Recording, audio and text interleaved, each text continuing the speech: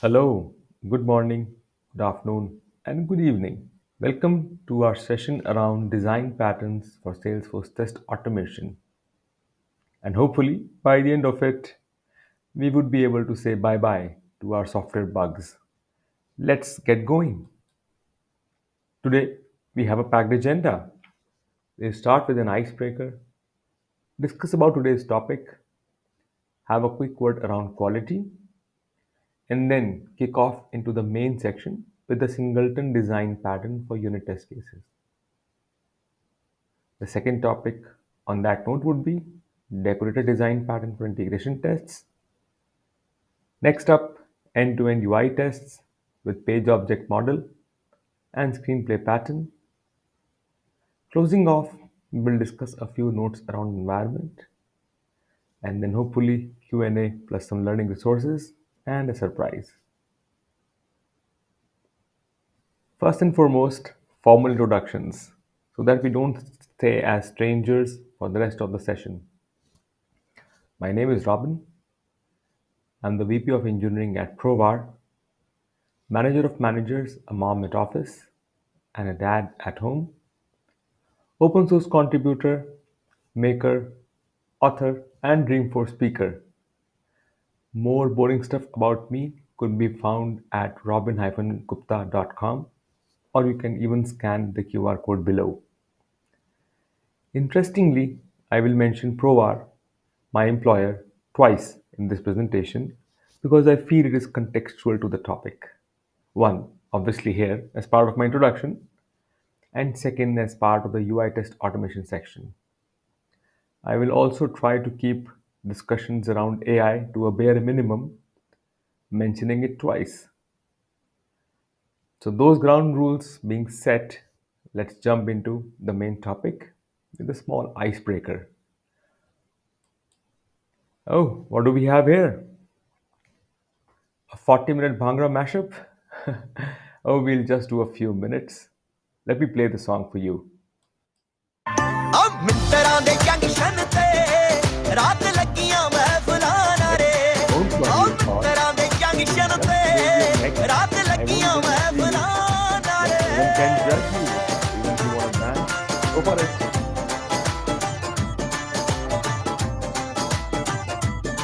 ਓ Okay, ਰਾਤ ਲਾ we'll pause it there before we get too groovy.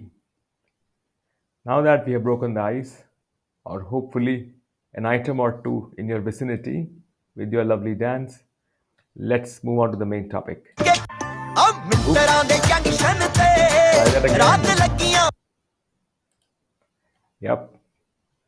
Okay, so today's topic is design patterns for Salesforce test automation.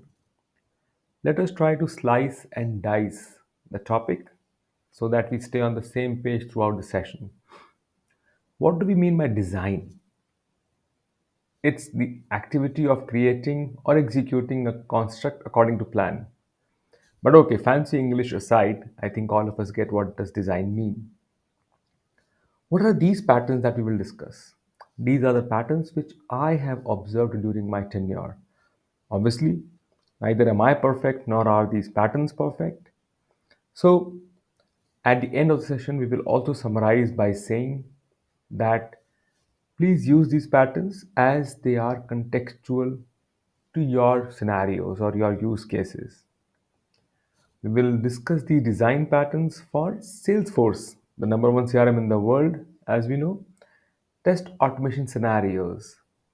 Test automation being the art and science of automating test scenarios to maintain quality standards. Now that we know about today's topic, let's look at a basic question. So, which of the following tests do you perform today? Now, these results are from the Dreamforce session. Of the 44 votes we got, obviously, maximum folks had unit tests. Second category with 17 votes was all of the above.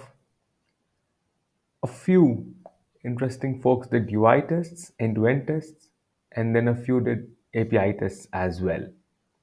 But pause for a moment and think about it. Where are you in this journey? Only unit tests? All of the above? or maybe some of the above. On that interesting thought, let's move on to the next section. So, what is quality? Even before we go into test automation for Salesforce and thereby its design patterns, let's understand a little bit about quality. While there are many definitions about it, we'll stick to the basics. Quality is the intersection of our assumption of what a customer wants and the expectation from the customer about what they want. So let's say we assume that our customers want generative AI features like Einstein 1, and that has intersections with customers' expectations on AI based technology. Now, there's a thin overlap in between the assumption and expectation. That is where the real quality lies.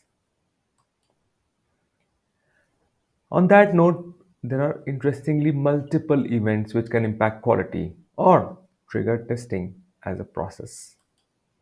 One, are internal scenarios, features, stories, or bugs that we create. The second box is external scenarios. Let's say Salesforce pushes out a release winter 24, or if our app exchange products have an update, or the integrations or partners push an update. And also, there could be a shift in the technical ecosystem, like generative AI, and suddenly we are using prompt builder. In addition to these internal and external scenarios, there could be a salary as well. Okay, I'm just kidding. But summarizing these points, there are multiple internal and external scenarios which can impact quality and therefore trigger the testing process. Now that we know what is quality and why should we test, how can we make it faster and more scalable, right? That is where test automation comes into place. Now the F and K are not the four-letter word maybe you had in mind, but it's about the feedback loops. So between assumption and expectation, quality is the thin overlap. And how do we ensure that customers' expectations keep on matching our assumptions or vice versa? By quickly testing the features that we roll out. Yes, the answer is by feedback loops. And how do we ensure that we have these feedback loops in as fast as possible configuration? By automating them. That is where test automation can help us accelerate this whole process of running feedback loops. Okay. On that note, there are multiple visualizations for this whole process. One, there are the agile quadrants as per this picture. If we look closely, we can see that on the left hand side y axis we have the processes which guide development. The right hand side y axis we have critique the product. Bottom x axis is technology facing and top x axis is business facing. Quadrant 1 is composed of unit tests, component tests. Quadrant 2, examples, story acceptance test. Quadrant 3, exploratory testing and others. And quadrant 4, the utility testings, let's say non-functional performance and load testing. Now, as per my secret sources, some teams at Salesforce also follow these agile testing quadrants. And this is one way of visualizing the software testing processes or patterns, mental models for test automation. That brings us to a more famous, or I might say infamous one. The other visualization for software testing is the pyramid. The base composed of unit tests, the same unit tests which are mandated by Salesforce themselves that we should have 75% off. The next layer could be component tests between, let's say, multiple LWC components on a page.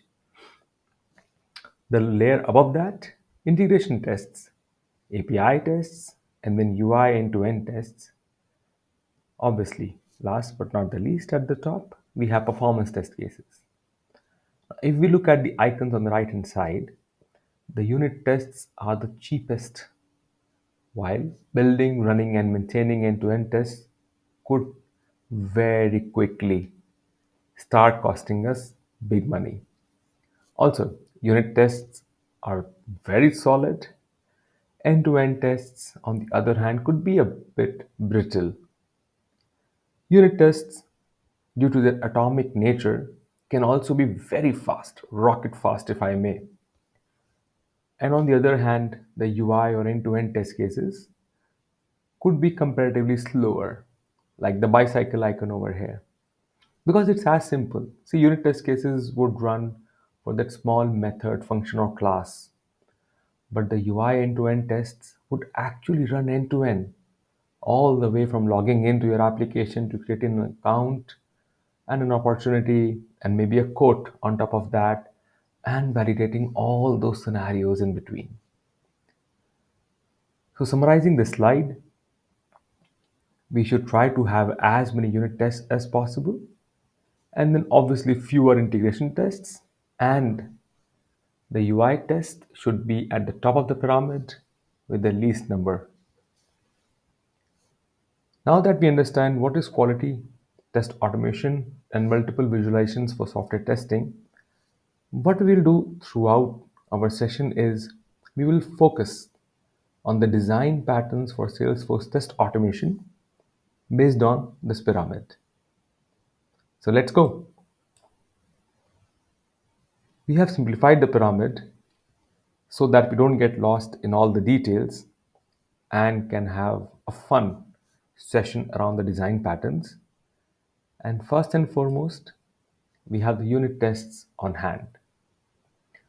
So we will cover one design pattern for each layer so that we can walk away with some actionable learnings. On the unit tests, we will uncover the singleton design pattern and we have a small theory. So let's say we have set up a controller which is called by the client. Now the controller calls the getInstance method, and as we understand from CS101, a singleton design pattern can be implemented by having a protected or private constructor.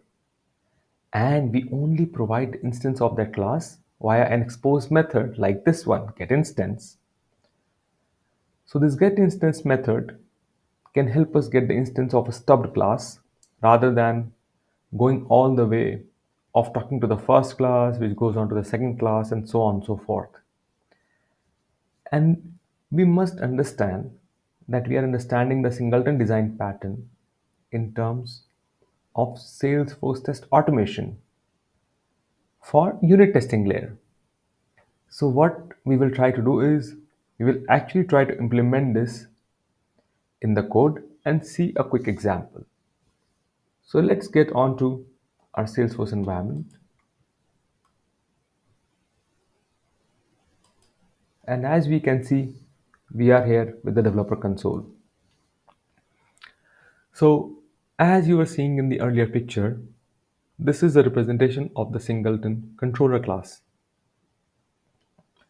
This class acts as the railroad switch for moving the control to a stubbed class, which provides us the singleton implementation.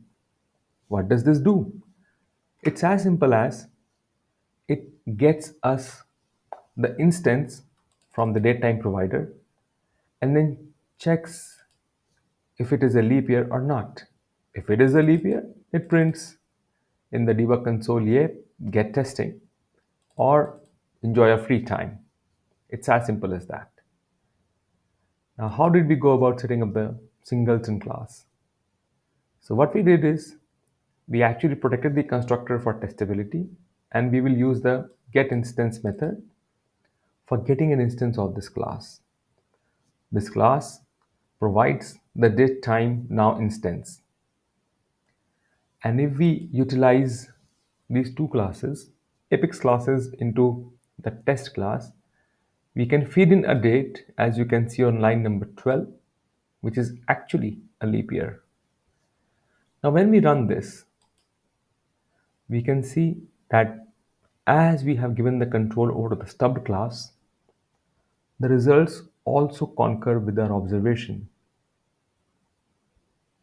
Now, this is the latest execution, and if we look at the debug only logs, we can see that it actually ran for the current time and year, which is 2023, and then when it found for the stub class that is it a leap year and we have provided 2020 as the input year, it mentioned, yep, get testing. So that being said, let's go back to our slides and summarize our learnings for this design pattern. So as we saw on the singleton design pattern, we can have a singleton class which provides the date time instance, and then we can stub out to this class for providing an instance where we can have the date time for now rather than a pre-fed value. So that is how a singleton design pattern can help us implement stubs and mocks. But is that the only one? Obviously not. There are multiple design patterns in unit test automation. So for example, there could be dummies or stubs or spy or mocks or even fakes. Thanks to Spider-Man, I think that's an easy concept to grab. And let's have a quick sleepiness check. If we look at the code over here, what would you say? Is this a unit test or an integration test? Okay, let's wait for 5 seconds.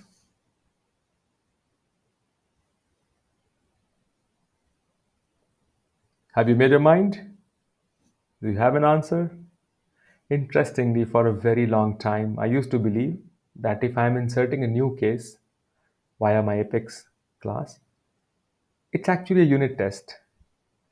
Little did I know that I was wrong, and it's actually an integration test. See, unit tests should be as atomic as possible. When we are creating a new case, we are not only going through the unit layer, we are also going through the API layer of actually creating this record in the backend. So we are flowing all the way from our test back to the database in the Salesforce system. So technically, this would qualify for an integration test. It's actually too big for a unit test. Okay, now that we have asserted that you're not sleeping, let's move on. The next layer that we will explore is the integration tests. So we just saw a quick example of the integration tests, and now is the time to uncover the decorator design pattern for API test automation. So let's take an example. Let's say we have the developer on the screen who is shivering due to cold. Now, if we provide them with a sweater as per the middle image, they can actually withstand the cold. So we have decorated them with the thermals to withstand the cold. And if we provide them with a raincoat, they can even withstand rain. So the decorator design pattern is as simple as this. We can decorate the classes or methods in such a way that we can provide them with additional capabilities. Okay, let's move on from our dear developer to a real world example. This is a very simple example of how we can apply the decorator pattern for API test automation.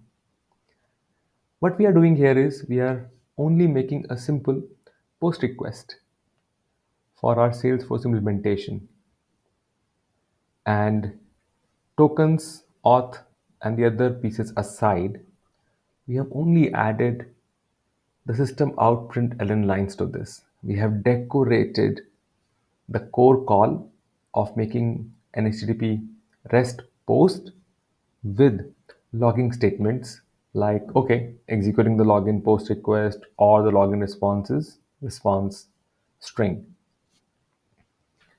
Let's take a look at a deeper example with the decorator pattern for API test automation. We have Eclipse over here. Yes, I am a little old school in that way.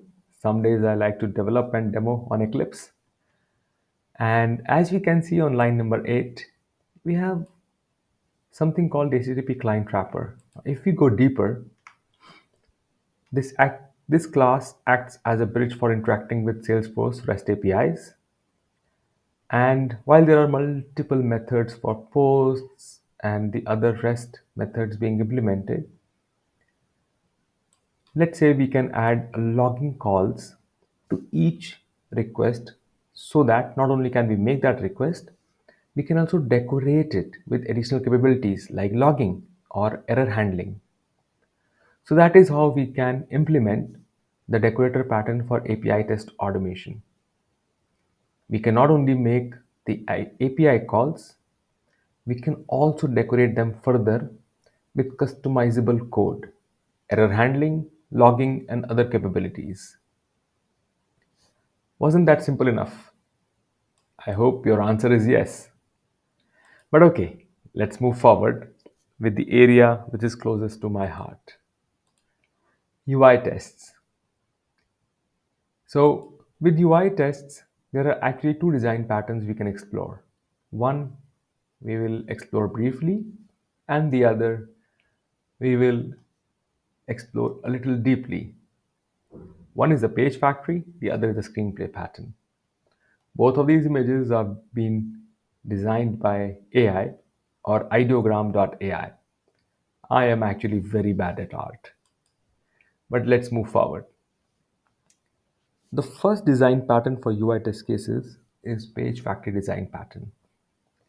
It's a well-known industry standard, and let's say we have to model the login section for the login.salesforce.com page into a page object. Now, what is a page object? It's as simple as two parts coming together. One, as we can see, is basically the locator for that field which we want to interact with. So, for our example, we have the locators for XPath, for the input for username and for password. We could have one for login, forgot your password link, or use custom domain link as well. The other part is actually the login method implementation for interacting with those input fields. So this is written using Selenium's commands, but similar design pattern can be applied to any other UI test automation framework as well. As we mentioned, we'll look at one of the design patterns briefly and the other one more deeply. So let's move on to the second one, which is the screenplay pattern. Now, this takes the concept of separation of concerns a little further by breaking down the tests into distinct screens, actions, and tasks. This pattern also closely follows the arrange, act, assert or AAA mental model for designing your test cases. Let's try to understand this pattern in a little bit detail. So, for the screenplay pattern, it's as simple as an actor performs actions, let's say task 1, task 2, on a screen. In the context of Salesforce test automation at the UI layer, what this could mean is that an actor, in our case, let's say a sales ops user, performs the actions task 1, task 2 of creating an account or logging an opportunity on a certain screen or on a couple of screens like the account detail page, opportunity detail page, or the screens on our CPQ implementation. So that is how the screenplay pattern helps us break a long UI end-to-end test into smaller atomic particles. How does it do it? Let's take a look at a small example. So let's say we will have the actor as the user, and they are providing the actions of, let's say, opening the browser or navigating to a page. then logging in as admin, and then asserting that the search is displayed correctly. If we go on to Eclipse again, we can actually see this in action. So this same test is implemented over here where each and every test is broken into these three parts: the actor, the actions, and then the screens. So, for example, the actor is the user or the browser who is navigating to a URL. If we go inside the navigate method, we can actually see that we can navigate with the URL and we pass the WebDriver, Selenium WebDriver for UI test automation and the URL value for completing the navigation. If we move further, we can see that the actor logs in as the admin. And then if we go inside login, we have the implementation for the login method. Now, as part of that action, we can mention how are we actually logging in. We are entering the text or clicking on the submit button. The other part is as. So when we go forward, we can actually see that the login as actually implements those methods. When we run this test, we can see that we are able to open the web URL and then also able to complete the login action. Now this is Orange HRM as the demo application, but obviously the same concepts apply to any other web application. As we can see, our test has passed. And just to summarize, the screenplay pattern emphasizes that we have to break the end-to-end UI test into actor performing actions on screens. For example, the login screen, or in this case, the home screen. Let's go back to our slides and tie this all together. Now that we have looked at the design patterns, let's have a quick note around environments, which are very crucial for Salesforce test automation. The environments are the fertile grounds for fruitful tests, not futile tests. So let's quickly look at this table and what does it mean. We must ensure that we build and run our unit tests on the Scratch org or developer org because that is actually meant for that purpose. The integration tests should be done on dev pro and partial. Batch data testing should happen on partial copy or full copy.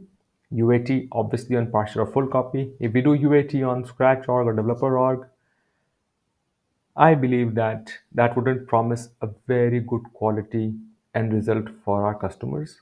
Similarly, UI automation also on partial and full copy. Developer or Scratch orgs are generally not meant for UI automation as the elements might be frequently changing. Performance tests on full copy so that we can actually promise that the results from performance test correlate with the findings of our actual users, and then we can fine tune the application to meet the expectations of the user so that we fall into that slim overlap between assumptions and expectations from the first few slides that we saw. Okay, let's summarize this. So, while we have looked at a couple of design patterns, it actually depends on your context on how we want to implement them. Also, image developed by AI. As I mentioned, I'm not really good at art. So, it actually depends which design patterns you use, which you avoid, and which you invent. Because your expectations and assumptions define the quality of your application. That being said, thank you for joining me in this session. I can be found at robin-gupta.com or on LinkedIn and Twitter. There are additional resources on these slides for you to move forward in your journey. It was such a pleasure and an honor for providing this presentation. Thank you so much.